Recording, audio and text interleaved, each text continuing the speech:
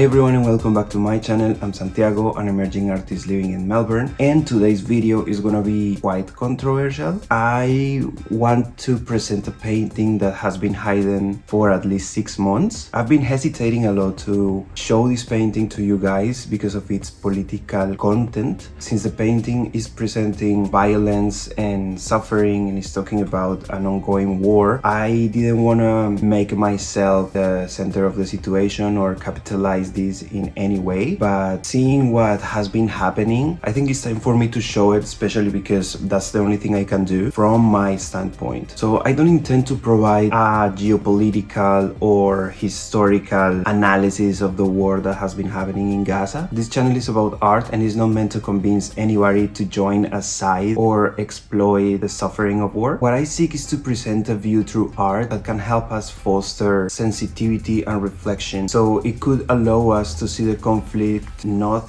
through the narratives or the numbers, as this is not a news or political channel, but through the empathy, the awareness we all should share as a species. So if you want to share your opinions in the comments, I just ask for respect and moderation.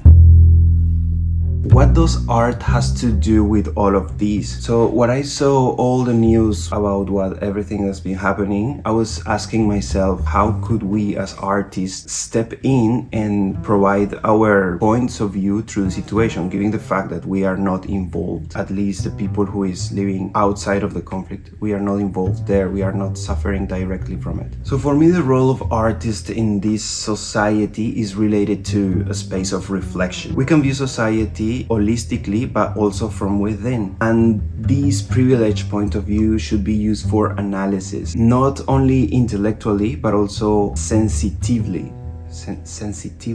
Alright. Because the information we are all exposed to, as it is immediate and biased and shallow, drives us to react to the outrage, to act, to do something fast, but it does not grant us a space for our own analysis, because generating outrage is easier than generating reflections. So the artist takes its time, and while painting, purifies its points of view, purifies all these wild narratives that are around. That's why, at least for me, and especially in this type of topics, the most honest art is the art that takes time, that takes longer. The most honest art doesn't come from immediacy, unless you're Picasso painting Guernica, but he also didn't make it like one day after the news sparked, so bear with me. So I feel we artists have the privilege and the responsibility to appropriate these spaces for reflection and provide perspectives, whether from a specific narrative or sensitivity. So this can distance ourselves from immediacy, from the call to outrage, and from the call to hatred.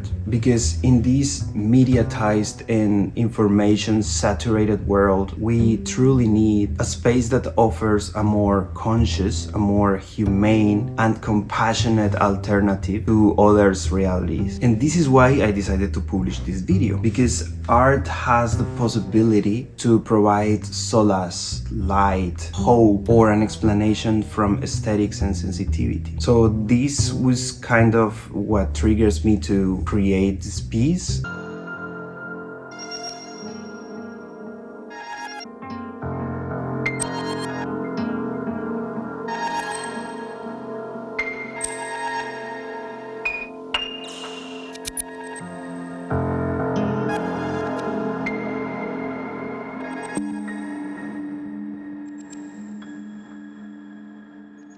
Now I'm going to talk about a bit the creative process. In all the regards about what has been happening in Gaza since the last year, I saw narratives that from historical or ideological perspectives try to justify some actions and condemn others, always seeking an enemy. But I missed the narrative that spoke to what I consider the most important aspect of this and any conflict: human suffering. Even today, almost 9 months later, the same narratives of hatred for some and indulgence for others continue to be projected, and only one different interpretation has crossed my radar. This is from the Colombian historian Diana Uribe, which I respect a lot. In her analysis, she points out two arguments that I find particularly relevant. The first is that no one has monopoly on pain. Everybody suffers in a conflict, and it is impossible and somehow meaningless try to determine who suffers more, or if one suffers more or less depending on which side of power we prefer. And the second one is that war is horrible. In a war,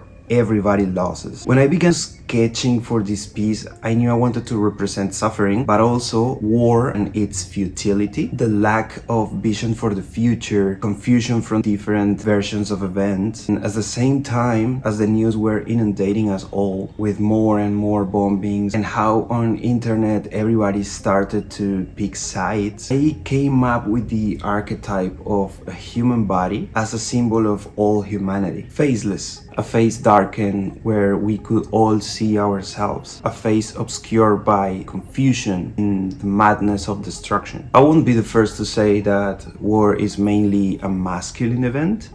It's usually men who go to war, so I use some male photographies for reference, which I edited to add some extra arms, an allusion to the disorder and confusion of conflicts and their development, but also as a way to represent the different stages of aggression: provocation, stalking, attack, and inflicted damage.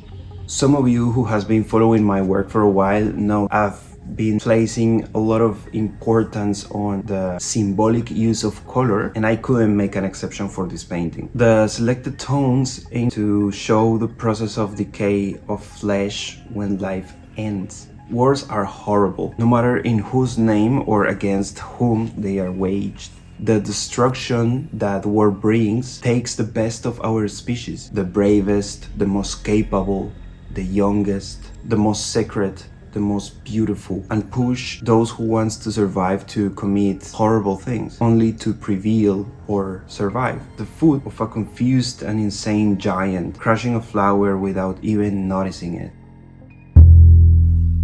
So, conclusion. Neither I nor probably any of you guys who's watching this video has been directly affected by this conflict. Missiles are not raining down on us, and it is to some extent really difficult for us to even comprehend what it would be like to experience this type of situations. We cannot speak for them or express their feelings, but we have seen that pain and how this world has become more hostile, more prone to aggression because of war. We all lose, not only the ones who experience it day by day, but also those of us who believe in a better humanity and want to see a better present and a better future. In a war, humanity loses. In a war, the present loses. In a war, we lose the future. Although any of us might be able to do something to stop all of this, we can do something in our daily lives to make this world a better place for all, with our actions, with our conversations, with how we treat each other,